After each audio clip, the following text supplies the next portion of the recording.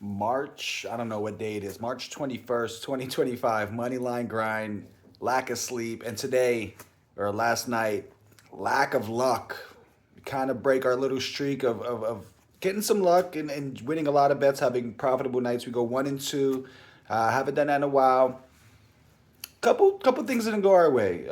Emmanuel quickly looked good early on. Then he caught a run at some point of the game. Last I checked, he had 19, so the game's almost over, but we didn't get that there. Pajimski got his 10 points rather quickly. I could have taken the regular line at 11 and a half, but we remember we put the 1.5 units there on Pajimski. He was well over that line. And then the heartbreaker, this should have been a 2-1 night. Heartbreaker, D'Angelo Russell under 27.5 PRA. Nets up three, one possession left in the game, and they foul somebody in a, I think Mathurin or something like that on the Pacers, and he hits all three free. They foul him at the 3 point line. He hits all three free throws. So then they go to overtime. At the end of regulation, we had this bet. We had money in our pocket. They go to overtime, and then we lose. So it happens. We just had Bam Adebayo just miss overtime in a game winner that we would have cooked us. So leave it up to the law of averages. You can't get down too much. Just got to come back stronger, right? That's what we're here for. So we go over some of those numbers there. That's adding the 1 and 2. Still solid overall. We're still flirting, with some high numbers, high 60s, and some 70%ers there. But let's get into our three picks for tonight. I got three picks, and guess what? I did a parlay for you guys. It doesn't even make sense why I'm doing it after a losing night when I'm very tired and my brain is foggy. But I got a little three-leg parlay that's plus 1,400. So you got to stick around for that. Also, I'm probably not going to promote this video until tomorrow morning. So if you're subscribing, guess what? You saw it before anyone else even really had a chance to, and I thank you for that. So here we go. Starting off with the fade. Fade has been shaky the last 2 days, but we're going to stick to the guns, at least for the rest of the week. Bam Adebayo under 33.5 PRA minus 110, averaging 31.8 PRA in a season, 34.5 last 10. But who are the Rockets? The Rockets are pretty scrappy. They long, young defenders. They can switch on screens.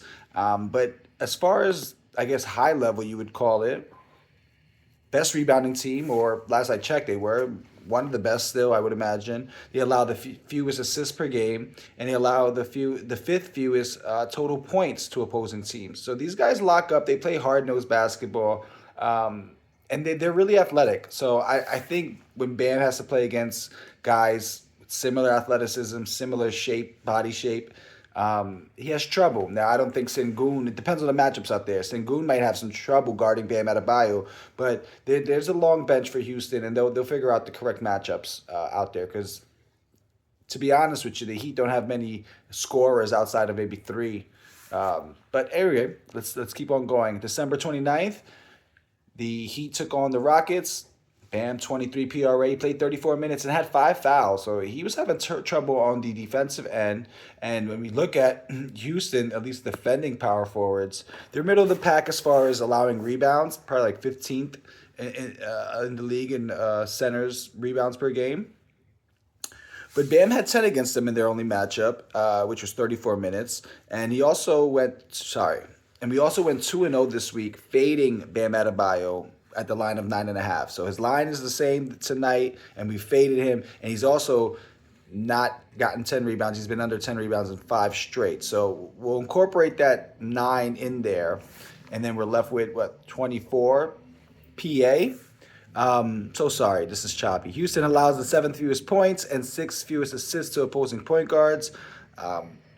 Bam versus strong PA defenders, teams that just guard centers really well against the points and assists. He recently played the Knicks, Celtics, and the Clippers, also the Wolves, who are really good at this specific area. Versus the Knicks, he had 16 PA versus the 21.5 Vegas line. Celtics, 11 PA versus 21.5.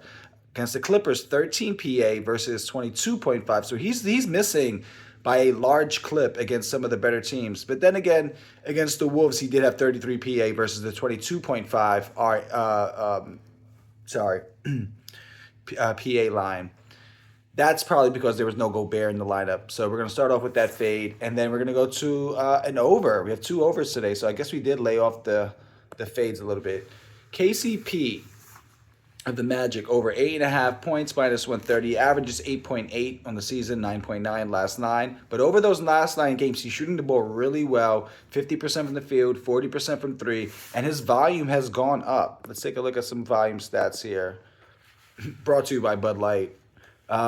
If you exclude a game against Houston where he really wasn't ineffective, he was not effective, he didn't even take a shot.